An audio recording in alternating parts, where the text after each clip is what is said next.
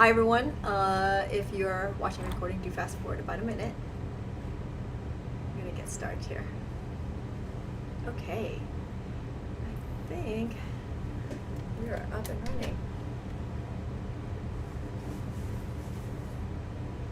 Okay, is that better, honey?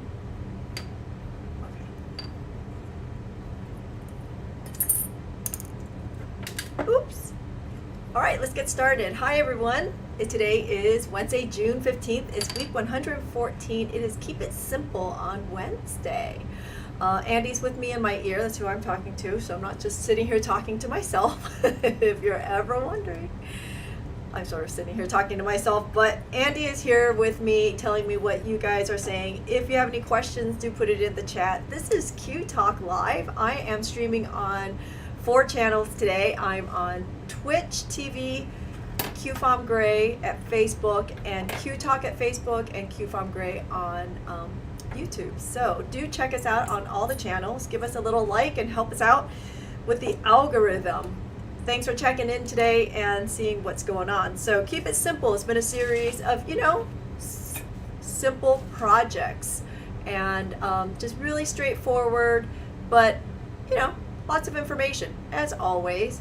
Andy tells me that Twitch is not working. Let me take a look. It shows connected, so it might be you, Andy. Okay, so looks like Twitch is being a little twitchy, so we're gonna keep going.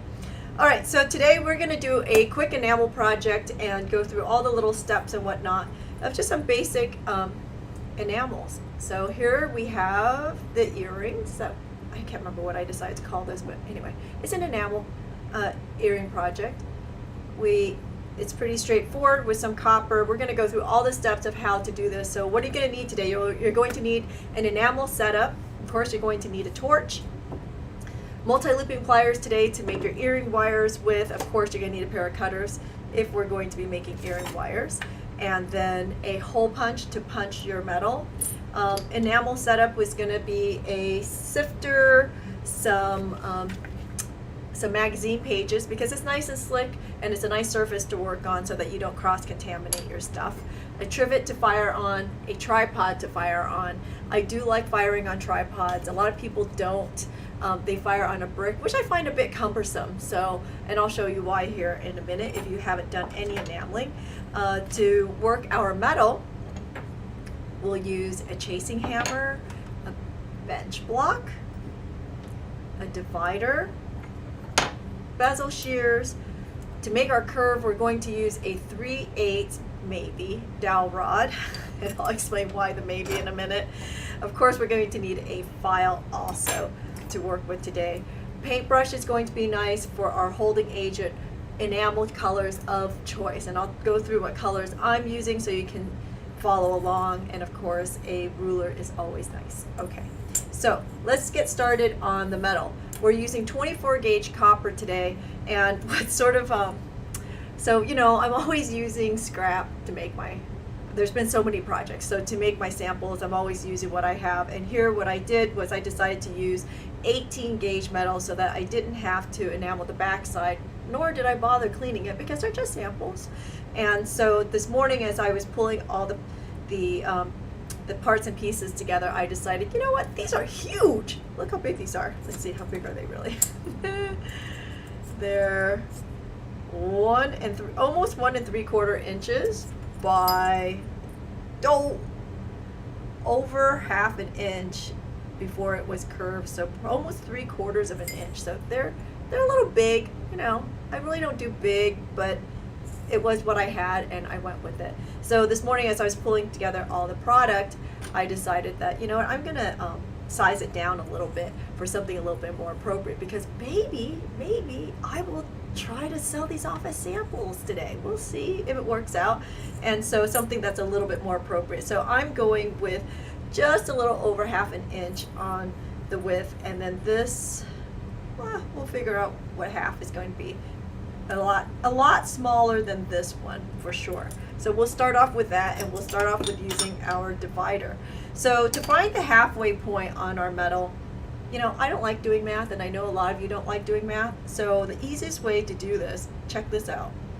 if you don't want to do the math, is to go ahead and estimate the middle, like so, with your divider, and score it from both sides. Let's see. Of course, I can't do it that way, so we're going to score it this way.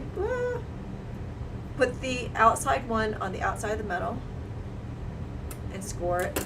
And you see, you've made two lines, and so where the middle will be in between those two lines, and voila, you have dead center. So that's how I'm finding the center of this metal without measuring. It works pretty well. So I'm going to use my Bezel shears. By the way, all these items can be found at theurbanbeater.com. So if you don't have any of these items, do check out our website. So here I'm going to go ahead and just snip the corners just a little bit on all the pieces. It creates a nice little radius without having to do a lot of filing. And then I'll file after this, okay? Because we're wearing this, we want to take off those sharp corners.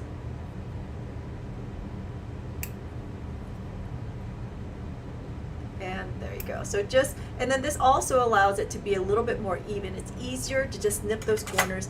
You can use your Bezel shears, or if you have side cutters, you can use side cutters too. And then we'll take out our file.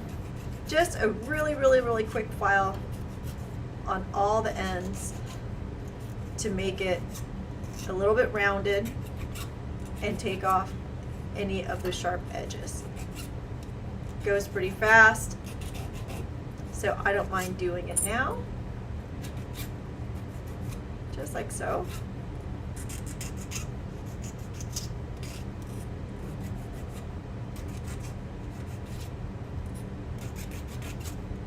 Okay. And then I want to find the center of the long piece so that I know where to punch the hole. And again, I'm just going to do an estimate of half, right? So we'll just score it like so, and then go to the other side and do it again. And that will tell me exactly where the center is and where to punch my hole. Just double checking there. And then I'm actually going to go ahead and wind this down just a little bit so that I can make sure that I am the same on both. Yes, this is me being a little bit OCD, but that's okay because you guys get to learn something from my OCD. And I'm going to score it from the top there and there. And now I know exactly where to punch it, if I can see it. Hold on a second. There we go. Right on the cross lines, like so. Did I do that right? Let's see. Make sure I know where I went.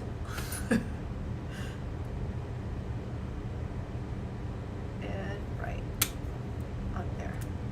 Should be nice and even. There we go. There we have it. Okay, so from here, to bend it around the dowel rod, you know, it is 24 gauge and it should bend pretty easily, but I'm going to make my life a little bit even easier. I'm going to go ahead and anneal this metal first.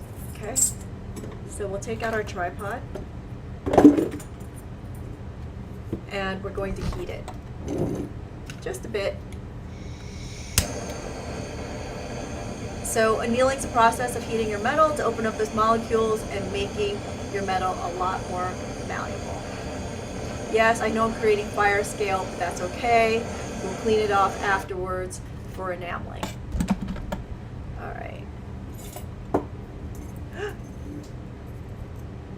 Okay, quench. So how's the heat treating everybody out there? I'm sure most of you guys are feeling that. We've got record highs here in Ohio. And thank goodness for air conditioning. Titus is enjoying the air conditioning too, which is really nice. Okay, so I'm going to put it right here on our dowel rod and take out a mallet and shape it around the mallet. Andy said, can you imagine being at the old house? Yeah, we didn't have air conditioning at our old house, which is like totally crazy, but 20 years of no air conditioning in Ohio summers. That might need a little bit more, actually, you know what? Let's go with this. I think this will make my life a little bit easier. Like so. I'm going to put this here. Put this down. Oh, much better. So much better. There we go. See? Nice and curved. And let's see how it fits. Nice and even?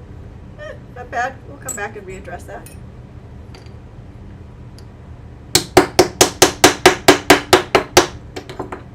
So a little forming block goes a long ways. And so now I'm going to take this out. It's not really hugging my dowel rod nice and even. So I'm just going to even it out by doing it, by reaching it this way. Like so. Because I want both pieces to be the same. Yeah, that's nice.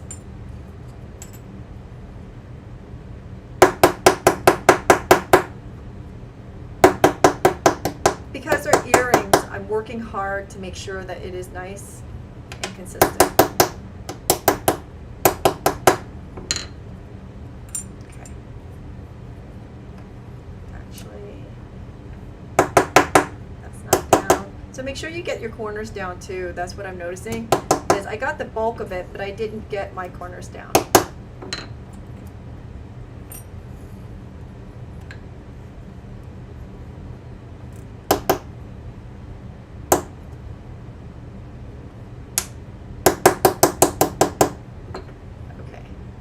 So I'm checking along the way and I'm looking down my dowel rod to make sure that it is nice and even because I want my pieces to be the same.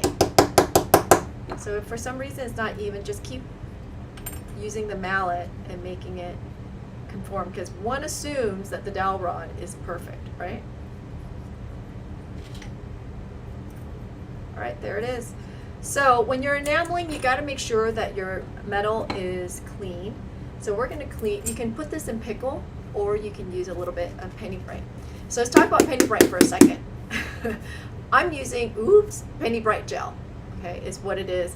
And you know, we used to use the paste, but unfortunately they are not manufacturing the paste because of supply chain issues. And they've actually stopped manufacturing this almost a year ago. So if you're wondering why you can't find this, that's because it's not available right now. And so we all had to move over to this penny bright gel stuff, and it works just the same. But I'm only going to be cleaning. Oops. I'm only going to be cleaning the back side because I'm going to enamel that first. Okay. A lot of people don't enamel the back side when they've created such a curve like this, but I do like to enamel it. It gives it a finishing touch, and it also gives me a guarantee. Wow, that stuff works fast. Look at that. Wow. I don't even think the paste worked this fast. All right, I'm gonna throw it in my water next to me.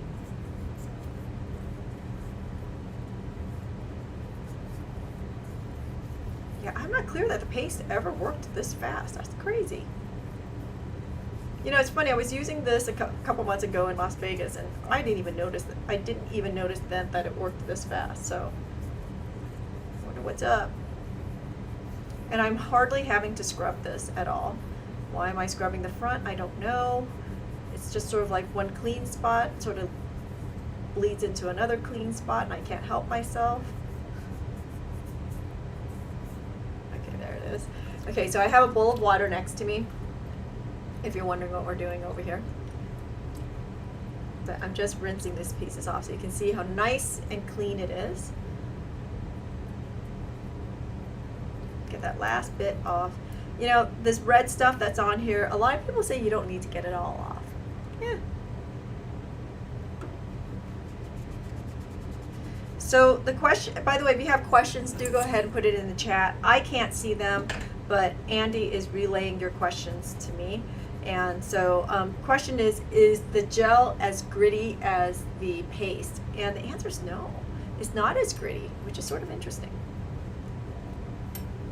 All right, let me wash off my hands real quick there in my finger bowl.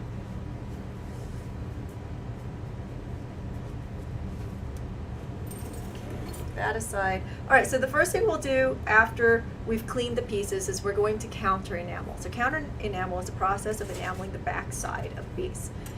And you can use whatever color you want on there, or you can use cross-contaminated leftovers like what I have here, okay? Because these are curved pieces, you're going to have to use some sort of clear fire, or holding agent, shall we just say, a glue of some sort, a light glue of some sort, so that the enamel can stick to the sides. We're not enameling on a flat piece where we can get away with not using any kind of adhesive, but because it's a curved piece, you have to have something to help it stick. All right, so here we go. And usually I wouldn't put this on the table, but because it's curved, I'm gonna have to articulate these pieces. So I'm just gonna hold it in my hand and tilt it and articulate it as I need it all around, like so.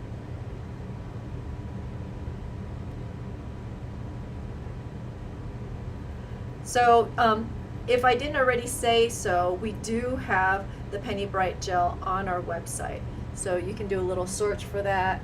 Andy's probably going to post a link in the chat if you're out there on Facebook. He'll put it up there. If he can, he'll try to put it up on Twitch too. So here we go. Okay. So you want to sift enamel all through everything on all surfaces and have a nice even surface. You don't want to be able to see the nice and clean and away from one another to keep from cross-contamination, right? So here I'm actually going to go ahead and torch right onto my grate because there's no enamel on the other side to stick. On the second round, I'm going to have to put it on a trivet or else it will stick to the grate. So we're just going to go right in with our butane torch. You can use an acetylene torch or a propane torch. I find it to be too hot because here we're just looking for it to get to approximately 1450. And these things, they're burning at 2500, so this is plenty of heat to go to do what we want it to do. Okay, so heat it until the surface looks like an orange peel. You don't need to heat it to gloss.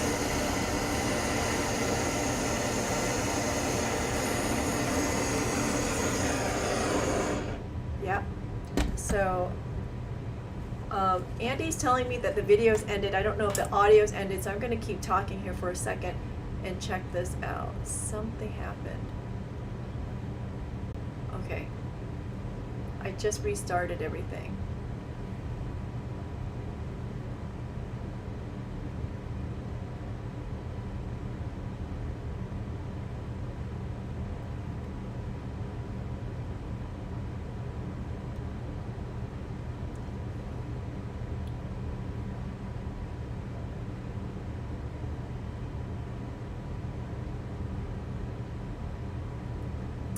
I'm showing connected on this side.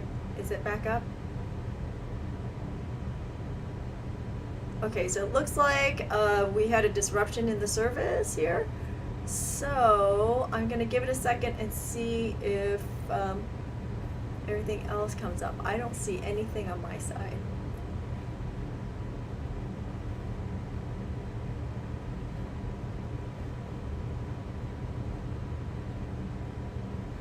Okay, so it looks like Facebook is up and running again. All right, so we're back. Sorry about that. I don't know what's going on, but I think everything is back up and running. Okay. All right, so I have fired my pieces until they're, so that the surface looks like it's an orange peel. We'll let it cool off on the side here. Move this away. Let's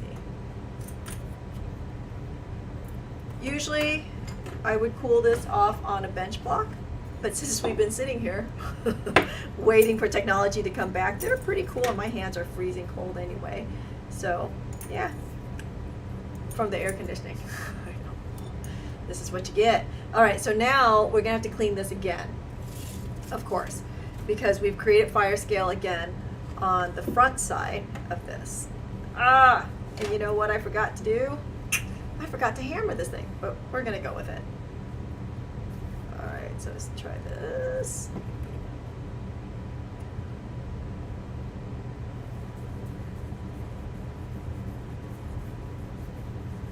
Okay, so Andy says Twitch is up and running nicely because of the reset. Woohoo! Don't know. It's sort of weird. Okay, so I did have a misstep here. Totally forgot that the original piece was hammered, like so. So if you want some texture on your piece, do hammer it before you enamel it. Before you bend it or curve it or anything else, you do want to hammer it to give it the texture if you're looking for some texture. Okay.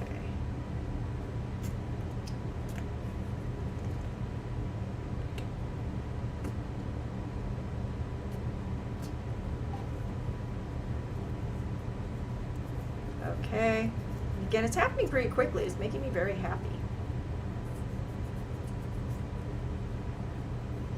So why are we not pickling this? Because you really shouldn't be pickling enamel, although you can if you are firing again. But I didn't turn on my pickle pot today. We're just going to go with this process because this is just as good.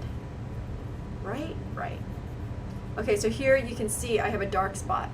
That is actually, as I'm rubbing my fingernails over it, that's transfer, which means it is some residual enamel from the other side that I obviously got stuck on there and didn't notice.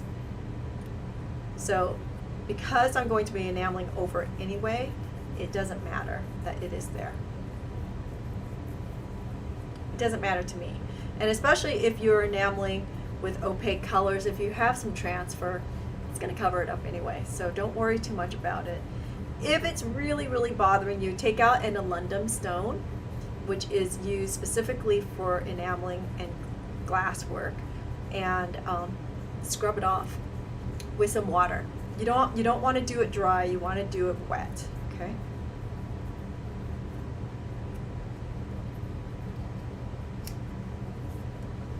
So, you know, as I'm working with this, yeah, there is grit to this. Just to go back to the question from earlier, there is grit to this, but not as much.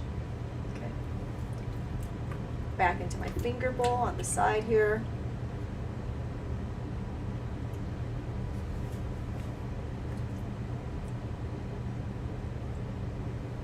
You want to make sure that your hole is free of any penny bright and free of enamel, of course.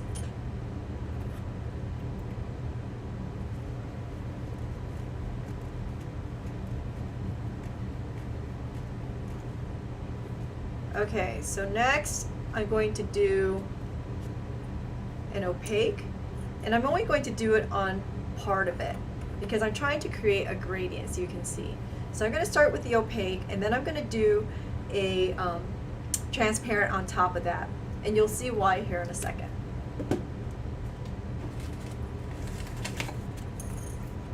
Okay.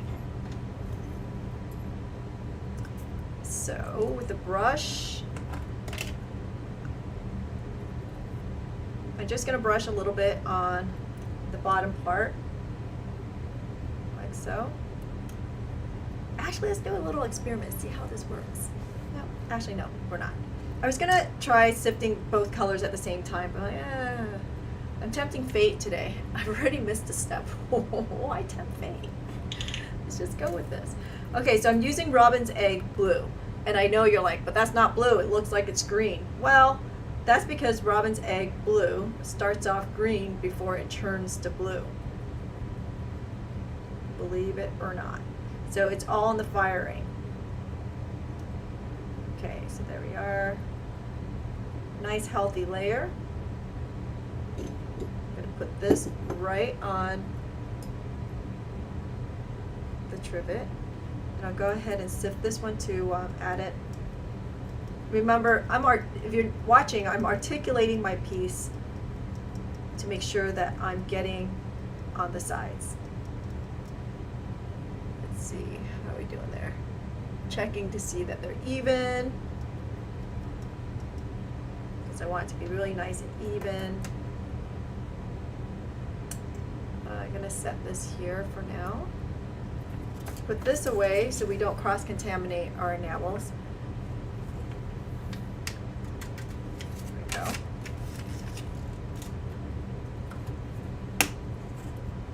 And we'll fire the colors separately, one color at a time. So I'm gonna fire this one, and then I'm gonna move this one up.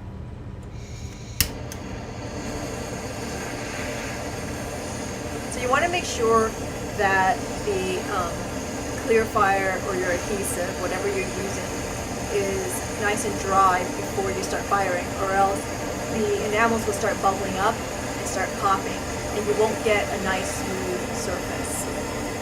But as I like to say, it's a look. So if that's the effect you're looking for, have at it. It's great. Okay, so you take this off and set it aside. Voila. And then we take this one, put it right on there. I now have enamel on the other side. That's why I'm putting it on top of a trivet so it doesn't stick to my grate, my mesh.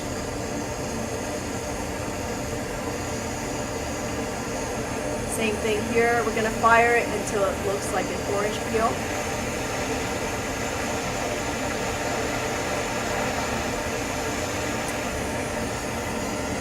So the question is, what color enamels am I using? I'm starting with Robin's Egg Blue. That's 1410 in the Thompson series. Okay. If it's stuck like this, you see that? It's stuck because the enamel bled. Just give a tap on a hard surface and it'll pop right off. Okay? So give it a second to cool. This one's getting there. This one's getting there. And then we're gonna have to clean this again with Penny Bright, and then we'll go to the next layer.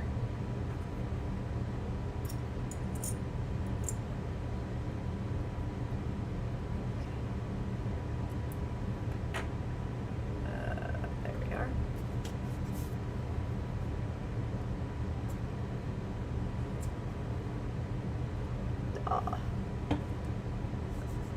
So again, you cannot be enameling on fire scale, okay?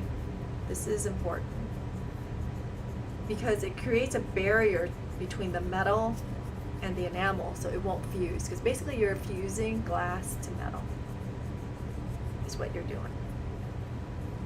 It's what we're doing, it's what I'm doing.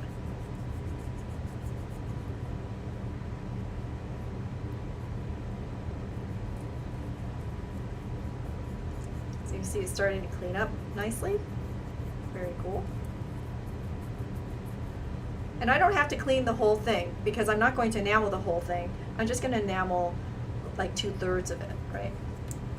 Because I want that copper for an effect.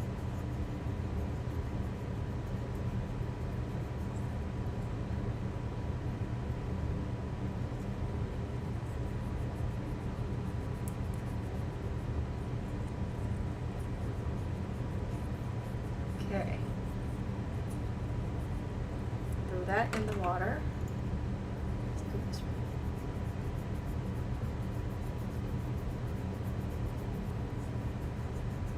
So I don't know why people are adverse to Penny Bright, but the reason why I like Penny Bright is because it's not hazardous. All the ingredients are food grade ingredients, and it's basically citric acid mostly, and it's safe to use. You know, it doesn't have a little warning sign on the side that says may cause cancer. So that's why I like to use Penny Bright. And again, I know a lot of people are adverse to Penny Bright, but I'm not really clear what the problem is. Okay, so here I'm seeing that some of my enamel came off on the side. I'd probably go ahead and re-enamel that. So I'm gonna stop cleaning this here. just to make it nice and to show you that these things are fixable. So you see that? You can totally see that some of the enamels came off on that side.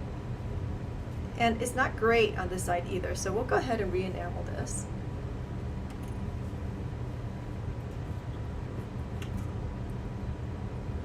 Let's see how this one did. This one's better. We'll do it again, just because we can. Do it a little bit more. It doesn't hurt to do just a little bit more enamel. It gives you that just extra oomph, right?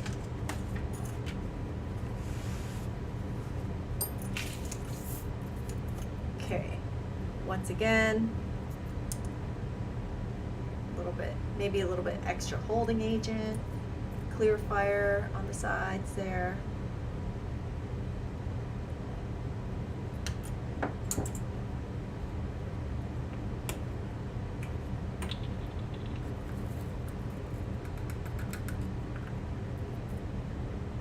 And I'm going to hold it directly up like so, just to make sure I get those sides really nice.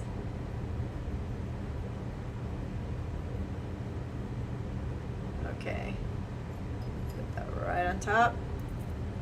Same thing here. Get really, really nice.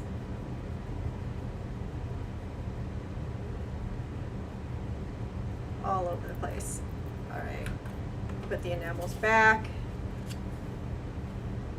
Containers. Set that aside.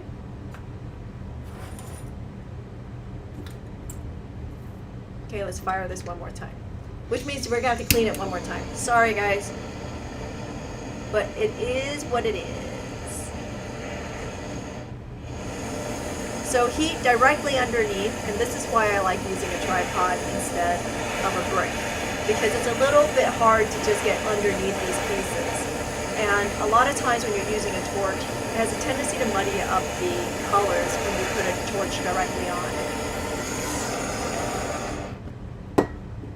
One done. Tap it on the bench block, and then we'll do the next one.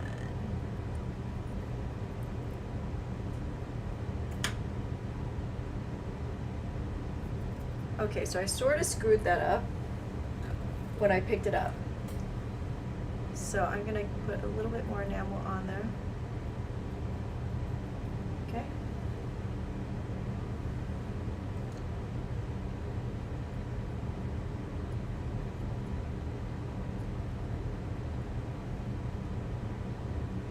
Here we are.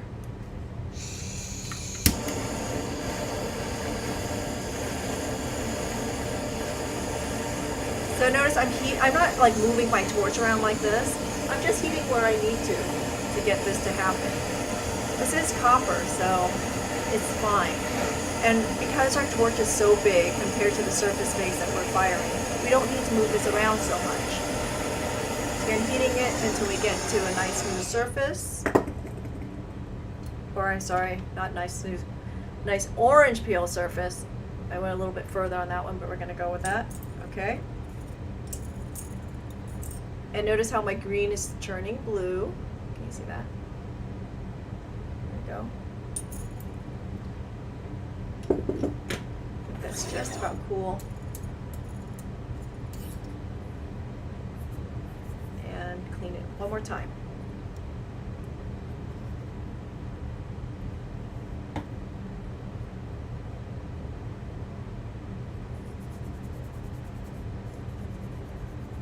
Wow, look at that. So quick and easy.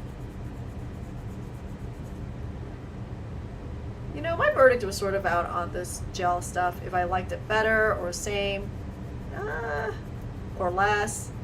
I'm starting to feel like I like it better because it's happening so fast. You know, the less work you have, the better, I think.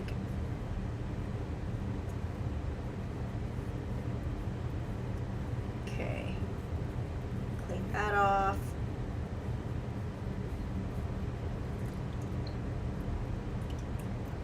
Rinse on the side.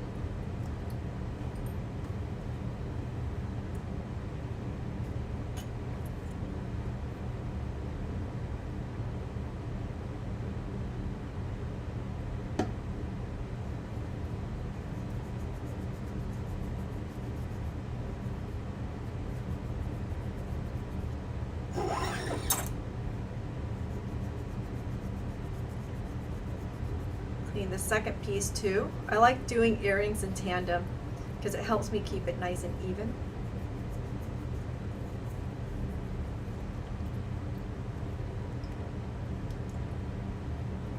Rinse that also.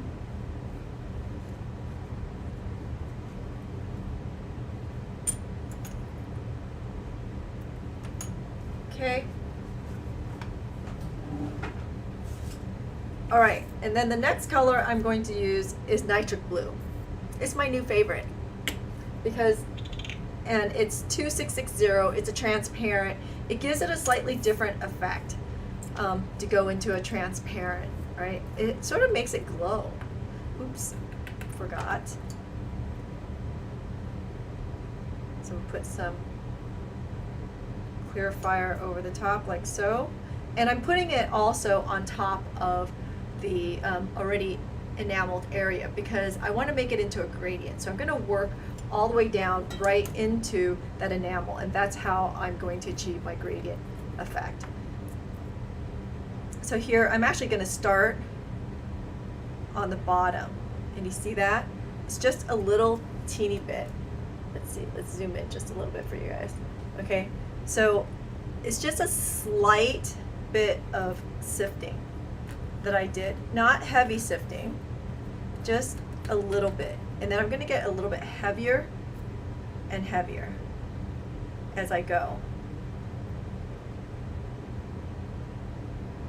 And then I'll lighten up as I get towards the top again. So light over the opaque, heavy in the midsection, and lighter on top. And that will get me my effect. Okay, and I'm just going to gently put this right on the trivet. Oh, I dropped it. So I dropped it and a whole bunch fell off the side here. So we're just put some more on. You got to be sort of careful with these moves, with these curved surfaces. Work gently. Okay. Do the other one. Again, just gently, a little bit, and then heavy. And remember, if you didn't do enough, you can always go back and do more. Okay, just like that. I'm gonna put this away first. Right back into its container.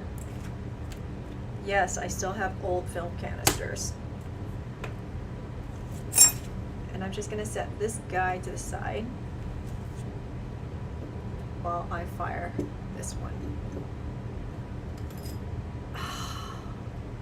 Did I really? I did.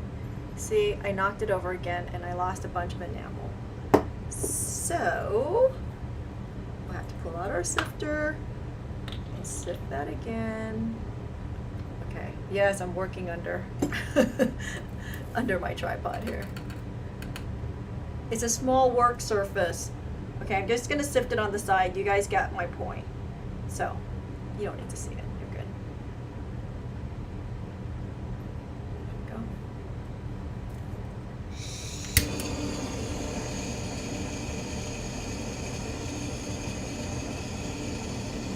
You know what's sort of fun is this new camera.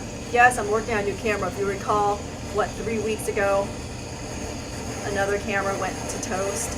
And anyway, it's sort of interesting as I'm looking at my monitor. I think you guys are seeing the same thing I'm seeing. It looks like it's bubbling up, but it's not. I think it's just how the camera is reading all this light. Okay, let's check and make sure I'm not giving too much heat up here. Okay, so now I'm going to heat this all the way until I get a really nice, smooth surface. And where my transparent enamel is on copper, I'm making sure that all the copper oxides have been burned out of it. And you'll see that because it'll start glowing for you. Yep, that makes me happy.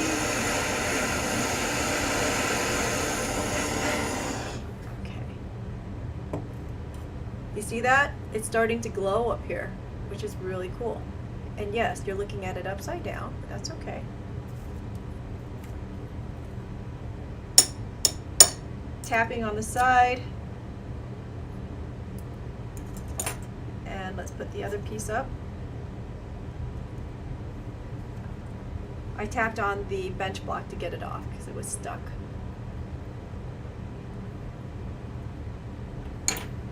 So the question is, how many cameras in 2 years? We're on 12 cameras at this point, I think it is. But no one's keeping track, right? No one's counting. Oh yes, and yeah, 12, because I just lost another one 2 days ago. Little did you know, at least it wasn't while we were live. So same thing here, we're gonna heat it.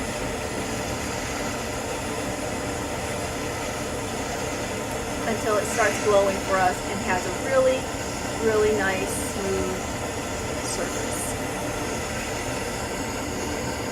So you need to do this to get, especially if you're using transparents, to get rid of those copper oxides. There they are. See, you can see how it just sort of glows. So cool. I might put another layer on here, but I don't know, we'll see. But look, see how it's hot? And look what happens when it's cool. Check that out.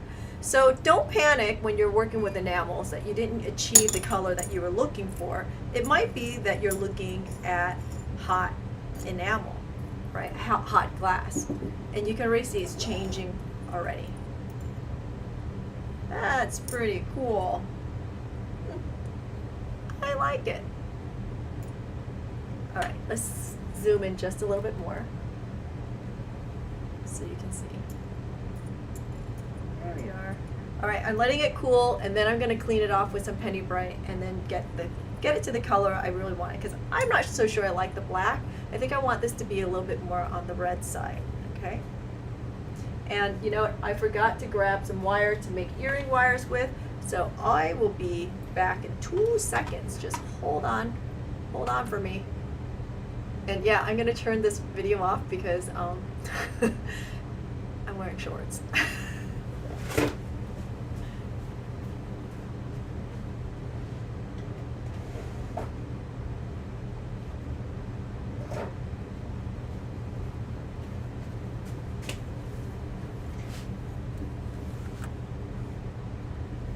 Okay. So now you can see why nitric is my favorite color, because it's just this wonderful blue, and it just makes this really cool sort of silvery effect when you don't do it really heavily, right? All right. Are you cool yet? You're getting there.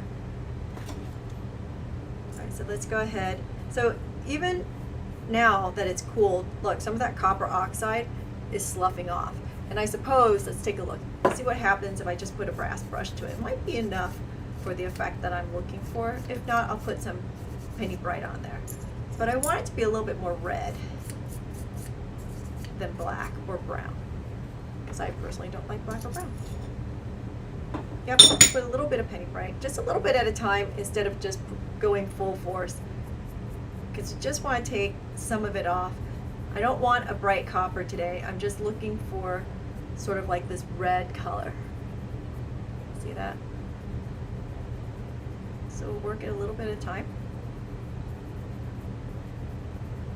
And if you take too much off, actually, you know, it's not doing what I want it to do. So I'm going to take all of it off, and then I'm going to reheat it and do a heat patina on there. I know you never thought of that, did you? Doing a heat patina with an enamel. But you can. Why not? We'll see. We shall see where this goes. So this time it's going to take a little bit more effort to get the fire scale off, because we really, really tortured it. Tortured.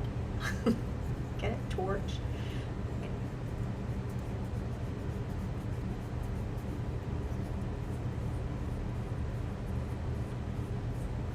So in the winter we stay inside and work in our studios because it's too cold outside, and apparently in the summer we stay inside and work in our studios because it's too hot outside. So I hope you guys are having fun in your studios this week with the blistering hot weather. Totally crazy. Oh, come on. There we go.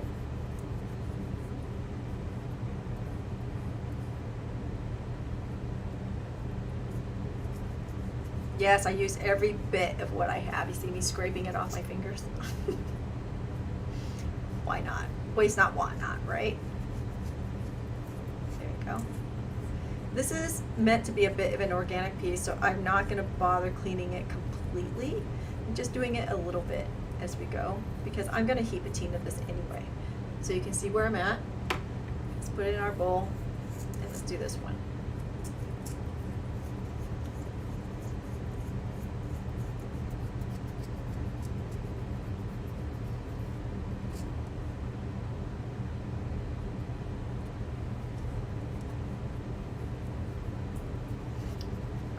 A little bit more, go.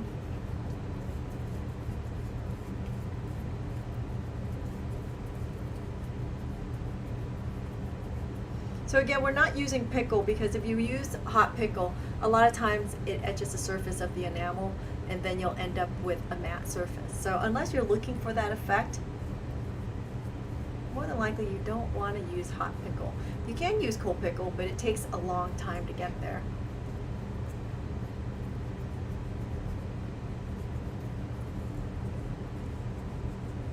Okay, come on off.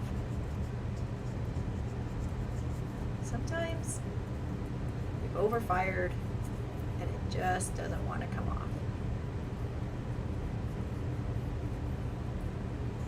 Almost there. I'm going to bring it home here in a second. So he's coming.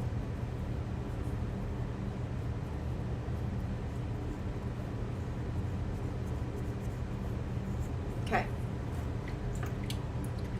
Back in the finger bowl on the side here. Let's find the other piece on the bottom of the bowl. It's a big bowl. I like a lot of water when I'm doing this. I just feel like it gets everything a lot cleaner. There we are.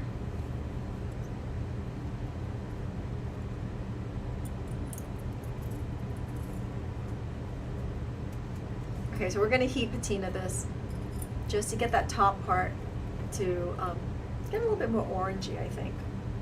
Would be cool if I got purple, but we'll see. Okay, so I'm going to put it like this. Zoom out a little bit. Okay. Okay.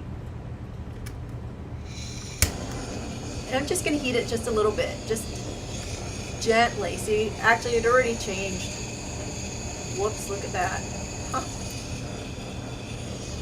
Because you really don't want to like kill the enamel here. I'm just trying to get a little bit more color back into what I took off.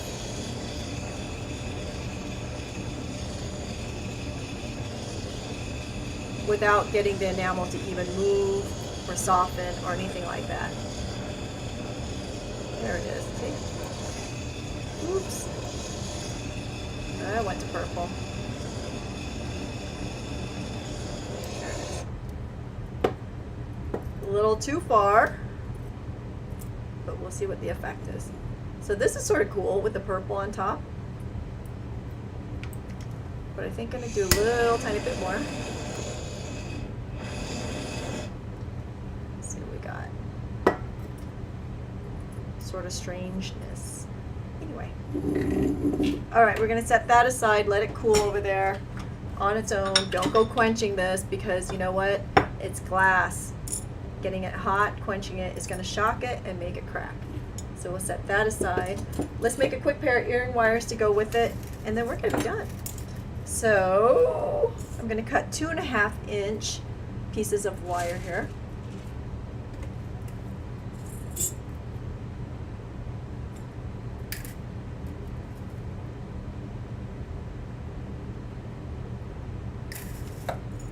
so. This one's a little challenged, so we'll just straighten that out for a second.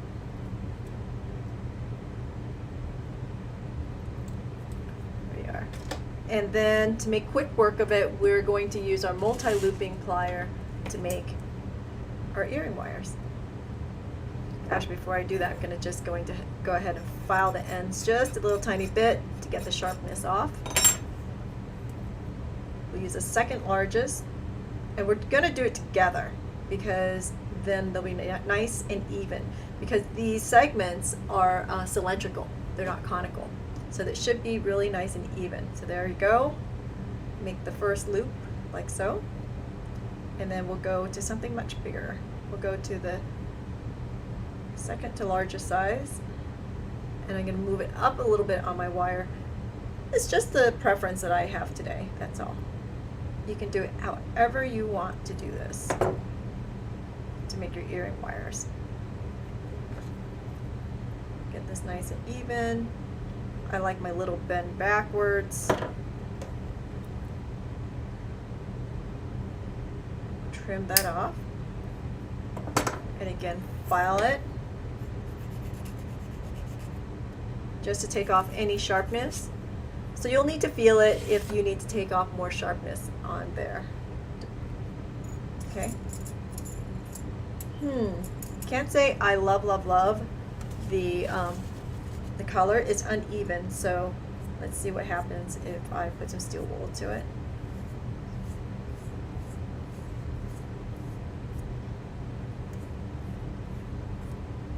So Linda agrees with me on the multi-looping pliers.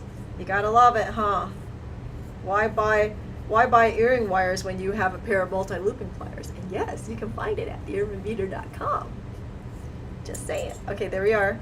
So see, by using the steel wool, I'm just evening up the color because I want these to be as similar as I can get it. But remember, they are on opposite sides of your head, so no one's gonna know. Just saying. Don't get too crazy about this stuff. All right, we're gonna move this to the side and put your earring wire on just like so.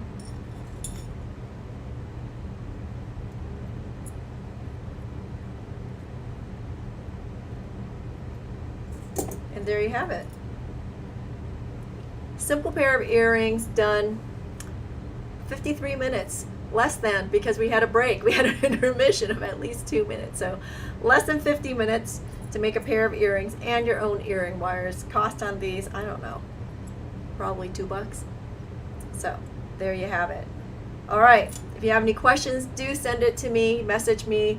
What's going on Friday? On Friday, we're going to do some finishing techniques on Zoom. It's going to be a freebie. So if you want to join us on Zoom, I'm going to post the link on the Q Talk Facebook page for that. It'll be at 1:30, and you can join us from wherever you are. Yep, that's the beauty of Zoom. That said, I'll be back on Monday to finish up the box clasp. Yay! It'll be very interesting. I'm pretty excited about doing my first box clasp and sharing it with everyone. Speaking of sharing, do us a favor, share our videos, like our videos, comment on the videos. It's always good for the algorithm. Really appreciate you hanging out with me on this hot Wednesday. We'll be back next Monday if I